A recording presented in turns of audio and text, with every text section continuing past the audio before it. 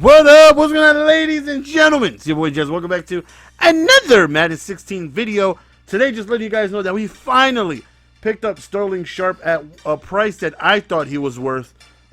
They've had him over $1 million for forever, for quite some time, and we finally got him at a price I was hoping to get him for, which is anywhere around. I didn't mind paying around 600 total, and we actually got him cheaper. You take a look, we got him for 657,000, but we had Torrey Holt to go on ahead and sell, so that right there is going to knock an easy 200K off of his price. So, you know, we got him for a nice 450. I was hoping to get Sharpe, you know, probably like around, well, I'm around the price I got him at. We'll put it like that, because the cheapest I seen him at was like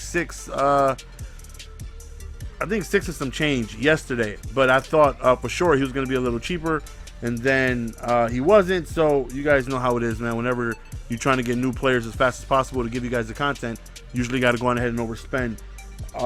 He looks like a good card, don't get me wrong, but I definitely feel like he is possibly just overpriced for being his height and his speed. Now, we all know height and speed dominate this game. Like, let's say if this card was 6'5", you know how expensive this card would be. But for him being 6 feet, for him to be 90 speed, he's not going to dominate you with his height. He's not going to dominate you with the speed. Now, don't get me wrong. He is an amazing run blocker, and I mean phenomenal. When you go on ahead, you take a look at his run blocking. He is 68, and that is just as good. That's actually better than the top run blocking receivers in the game. When you talk about, you know, Finneran, Herman Moore, those guys have 65. Sterling has 68. On top of that, he also has high strength with a 83 strength, so that's pretty good. Definitely more strength than Herman Moore, Torrey Holt, and whatnot. He's, you know, your basic stud when it comes to being a possession receiver. 97 route running, 98 catching traffic, 93 release. He is going to be a monster at running routes. He's going to be very effective when it comes to getting open, but don't expect them to just flat out streak him and, you know, burn an entire secondary. He doesn't have that speed, and he doesn't have that type of height where you can just chuck it up, hold Y, and come down with the pass more often than not.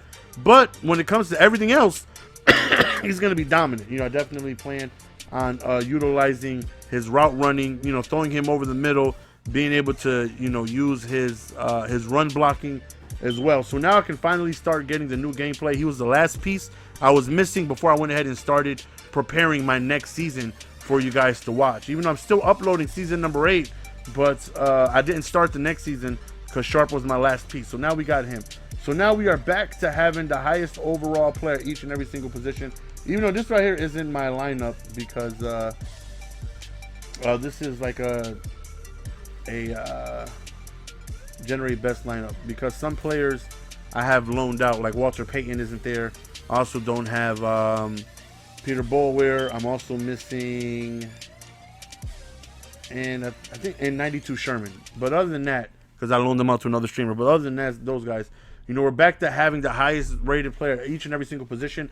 Boulware, I think, is really, really good. I don't think he's as good as Derrick Brooks, but he's far better when it comes to stopping the run than Brooks.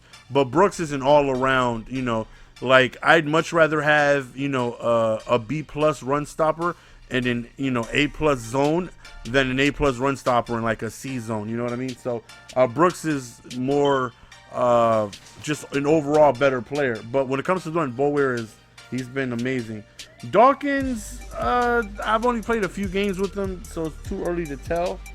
But I'm definitely going to try to utilize Sterling as much as possible when I start the new season, so I can go ahead and give you guys feedback on how he plays. I think I'm actually going to keep him in the slot. I think I'm going to keep Fitz at number 2, keep Sharpe in the slot, and then we're going to have Herman Moore number 4. We're going to have Des Bryant number 5, and number 6 is going to be Andre Reed. So that's the end of the video, fellas. Hopefully you guys enjoyed. We're going to go on ahead and get you guys some new gameplay with all our new players, which will include Walter Payton, Sterling Sharpe, DRC. Did I get gameplay with DRC already? Maybe I did. I'm not sure. Sherman for sure. And that might be it. I'm not sure.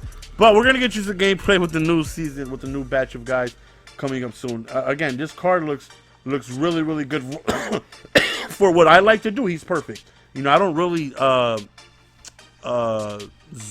put streaks out too often. And if I do, it's usually just OBJ because I got to take advantage of his 97 speed. But other than that, I really don't utilize streaks like that. I prefer short routes over the middle. I definitely rely on my vision and my stick skills to try and just throw a short drag or a short crossing route or a short slant and then make moves. And so with him having these type of stats, I'm already, you know, I'm just in love with it. I just think he's way too expensive to have these attributes. I don't think a possession receiver should be going for 700, 800K right now. Eventually, I think he'll drop down to 300, 400, no problem. But hey, you know, that's the price you pay. You know, whenever a new card comes out, they're always going to be super expensive because they're new, and I typically always overspend, knowing that a week later they're going to drop, you know, 30%. But I got to get you guys the gameplay, baby. So again, hopefully you guys enjoyed, man. It's your boy GS. We're going to go ahead and